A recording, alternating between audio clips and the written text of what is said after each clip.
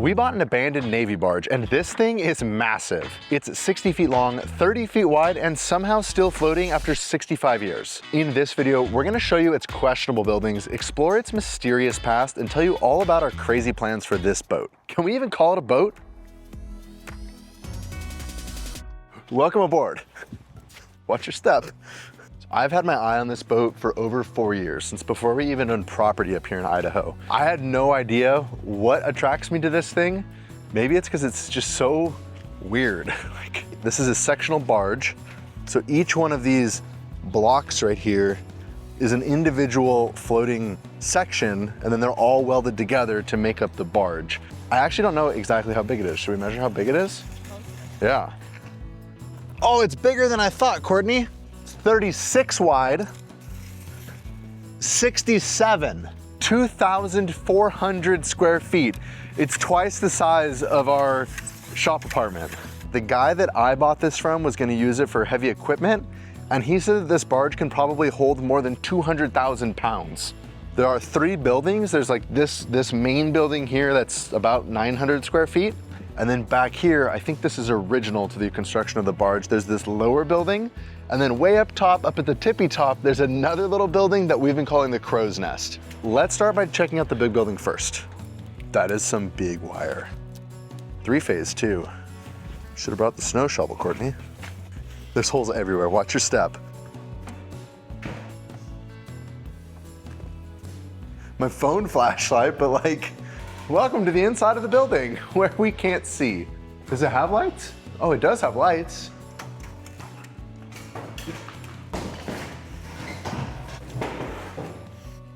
%. Welcome to the shop. This building is a steel structure, so we've got like these big steel beam frames that support the rest of the building, and then it's welded directly to the barge. So this building is permanently attached to this barge. And then it has this whole like raised floor system that I honestly don't know why it's here. It looks like a computer related. Like to me, that looks like something networking, or it held a big computer, I don't know. This is a server rack for sure. Like servers would slot in and then screw into these rails. So this held a computer. Oh yeah, see here's the rails. These are the server rails. Why would there be a server floating on the lake? Oh, a baseboard heater. Oh, you think we can get that bad boy fired up? So they like built out this extra, look how fancy this mobile home paneling is. They built out this little room for, honestly, like with the outlets and stuff, I bet there was like a command center desk over here. This is probably where they did all the secret work. And then I don't know what the heck this thing is. Look at this. What is this? Courtney, I just invented something. A battery-powered flashlight. Push to test. Don't do it. Don't do it. Oh, look. We could plug it in and find out what it does. Electric air cleaner. Let's plug it in. Ready? I'm kind of nervous. Should I push the button? Didn't do anything. I don't know. Drop it down in the comments below. What is this? And then what is this thing? High voltage. Do not attempt to service before disconnecting power. I think we're good there. Input 208Y, output 208Y. So it takes 3-phase power and it inputs and output. Maybe it's some kind of like, I bet they had big generators and they're powering something electronic in here big, and this like filtered the power so that it wouldn't have weird frequency stuff. I think I know what this is, but there's gonna be more story first, so I'll tell you later. What? Picture of it on the lake. Oh, no way. That is cool. Back in its heyday, look, Courtney, they had a flag. I think they need to bring back the flagpole. We own that barge. And it's going to sail the seas again. This floor is super weird, and it has all these little tiles, and they're all like wiggly. Did I scare you? No, because I was going to scare you. Dude, feel how heavy this is. Oh, it's insulation. So is this just the top of the barge right here? I can't see. It's funny because like I bet through that camera they can see better than I can right now. Yeah, do you think we can get the lights on in here?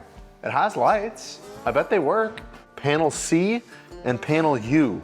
So where's it? Panel A and B, and then what comes between C and U? This one's locked. Oh, never mind.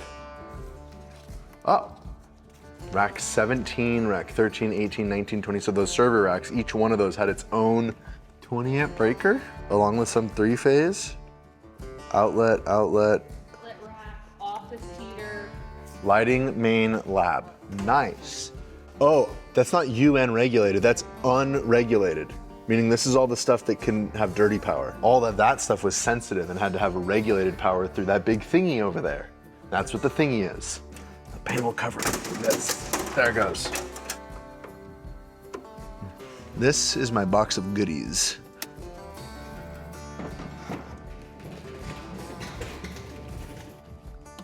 Home. There it goes. Okay, click. Oh, something big went by, huh? I kind of forgot we were on a boat, and then all of a sudden that boat pulled in and the whole thing started rocking. I don't know that I have my sea legs yet. Okay, power station 1. It is on. So theoretically now, all we have to do, lighting on. Oh, Riley. we have lights. No. No way. Works. Fire them up. Heck yeah. How much power? Look at the bird's nest in the light. How much power do those fluorescents take? 480 watts. Those are not LEDs. Okay, we've now got the F3800 Plus hooked up to the smart home panel into the breaker panel, which now lets us have the lights on in the building, and a bunch of the receptacles and stuff work now too. Things just got a whole lot easier because now we have power on board. Obviously something was running through here. Oh, so this is like a cable raceway. Maybe this note tells us what it was. Gulf Shores Plantation by Vacasa. I think that's a vacation rental. So there's like a whole raised floor system. HVAC ducting? This is crazy. Why is this whole area made with plywood instead of, oh, that ducting right there was HVAC ducting through the floor to cool the electronic equipment.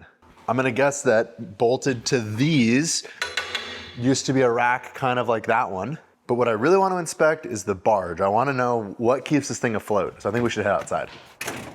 Yeah, so it's a sectional barge. So each one of these blocks is an individual float. This piece here is individual from this piece. They're all chambers, so it's not like big pontoons, it's sections.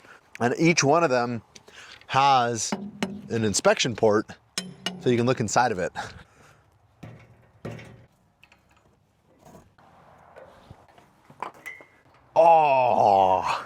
Oh yeah, we could have like a swing out there, or you could have like a rope swing now that like shwoom, out into the water.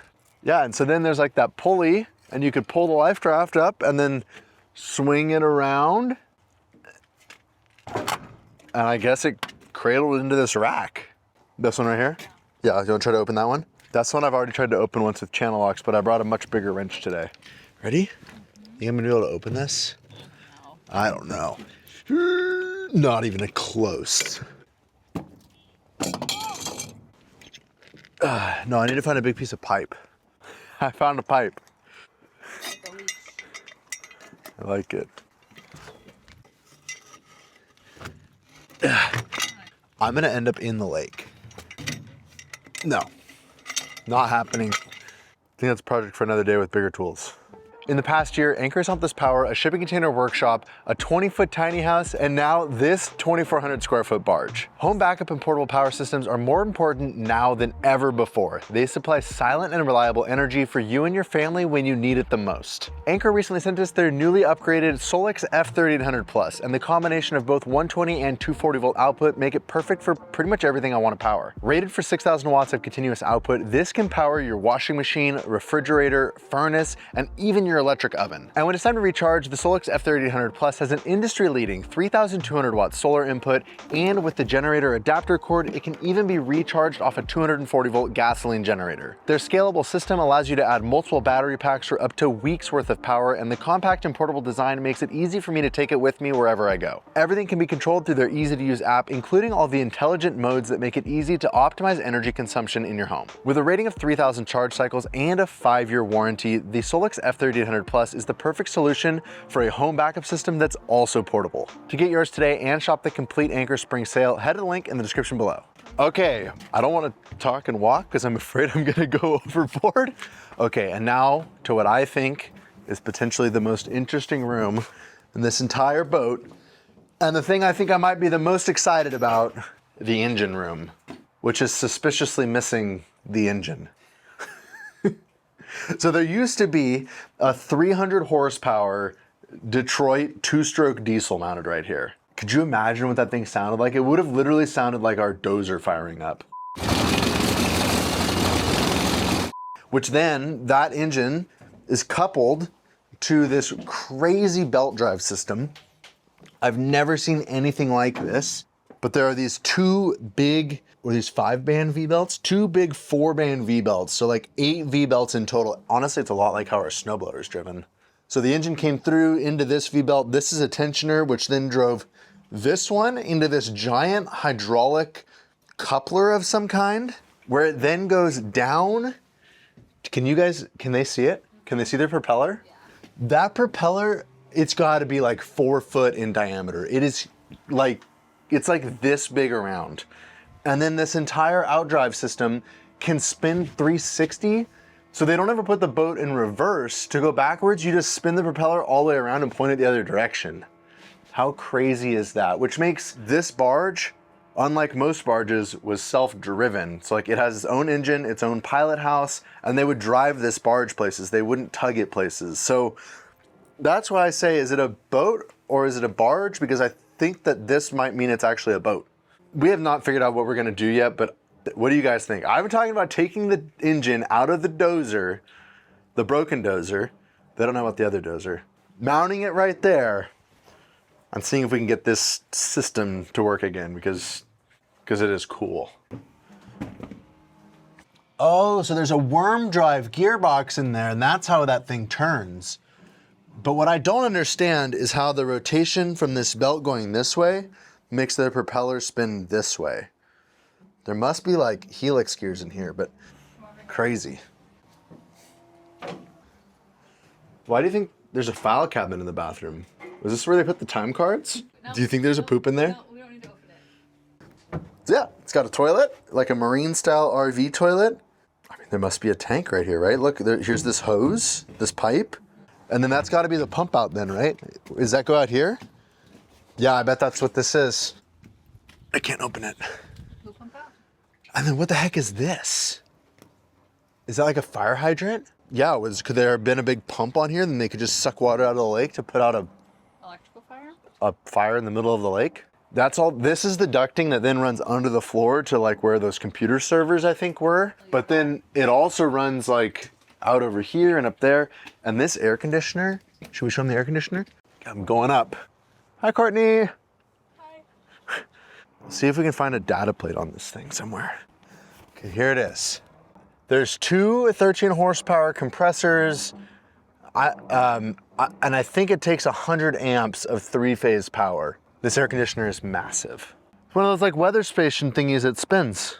It's going like, blue. I really doubt that we're gonna be able to reuse this air conditioner because we're not gonna have anywhere near enough power to power it. And frankly, I don't think we need that big of an air conditioner because we're not trying to cool a bunch of computer equipment. Coming around this way through the secret passageway tunnel. I don't think there's much chance in getting this door closed. Oh, maybe. Do you think I'll ever get it open again? Bam! Sealed up to keep keeping the riffraff out. Have you ever seen metal siding with this shape? It's got paint on it. I think it's been painted a couple of times. Another big old hydrant-y thingy. Okay, into this room. Should we show them this room?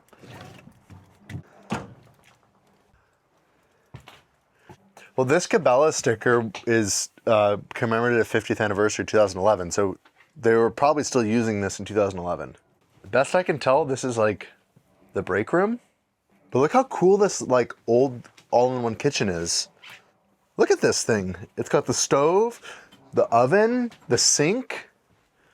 Is this a fridge? Dude, this thing's super cool, Courtney. This would be so good in a tiny house. This is one of those old, like grandma's can opener. Or a can of beans. Open your can of beans. More electrical. Jobsco marine alcohol stove. Oh, look, it's like, I wish we had a coffee pot. We do have a coffee pot. Yeah, I think it's coffee break. I think it's time for a little coffee break and a little story time. I think we better put the doorknob back.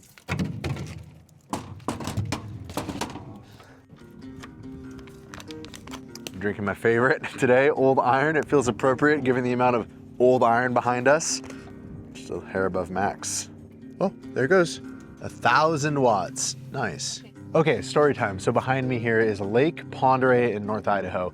It's got a deep history of logging and mining and commercial fishing, but the weirdest use of this lake is it's actually an inland naval base, and there are submarines on this lake. Like right now, there could just be a submarine out there underwater.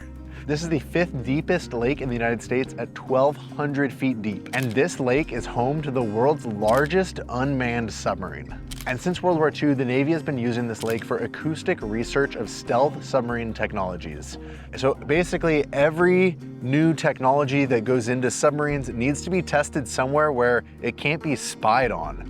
So they use this lake because it's inland, and so no other countries can get to it with their submarines to spy on our submarines. How crazy is that? So that's the history of this lake. The history of this barge, as we've been told, is it was part of that acoustic research. So they had like this whole course set up of underwater wires that they would send torpedoes and submarines through and then monitor the sound waves. And this housed all of that sensitive equipment that was doing the monitoring. And then how do we own it? I'll tell you that story in a minute. First, let's go check out the crow's nest. Feels like a pirate ship. What is in here? Not a whole lot of anything, honestly. I never noticed that big antenna. Did you know we have radar on board? I think that's what that thing is, right? Yeah, marine radar. Uh-oh. I can't get in, Courtney. Okay, well, there's actually a door on the other side, so I think we'll just go around. Wow, it is a nice view from up here, huh? Look at that. Okay, hopefully this door is open. All right, and we're in. Courtney, I'm in. Are you ready? Does it count as breaking and entering if I own it and I'm doing it from the inside? Oh. Oh no, not my coffee. Ah! Dude, so like it would have had the steering wheel right here, and then like this is the throttle. There's no forward and reverse because there's only forward. Hydraulics, I wonder what those did. Dude, this is so cool. It needs like one of those big old-timey ship wheels. We can like drive it. We can like take this across the lake to town. It'd also be pretty cool to turn this into a bedroom up here. So you had like these 360 views of the lake and the mountains. What if it was all glass? Dude, but these are cool windows. Like old steel windows. Dude, it has a windshield wiper. Could you imagine being up here like in a snowstorm and it's just like coming down, or like a thunderstorm, like thunder and lightning? We could put a hot tub out there on the deck. Yes. What do you think? Okay, so how do we own this boat? We first saw this boat 4 years ago before we even owned property here in Idaho.